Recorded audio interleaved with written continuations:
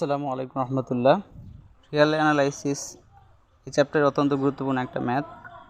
এ কমা B ব্যবহৃত e⁻x এবং e⁻−x ফাংশনের জন্য কসির মধ্যমান উপপাদ্যটি যাচাই করো।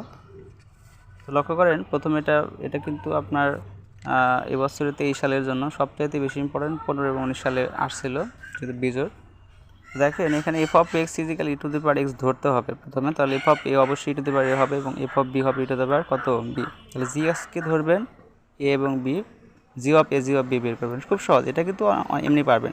এখানে a, b ব্যবহৃত f(c) এবং g(x) অবিচ্ছিন্ন এবং খোলা ব্যবহৃত অন্তরীকরণযোগ্য। তাহলে ক্লোজ ইন্টিগ্রাল হলে অবিচ্ছিন্ন এবং খোলা হলে কি অন্তরীকরণযোগ্য।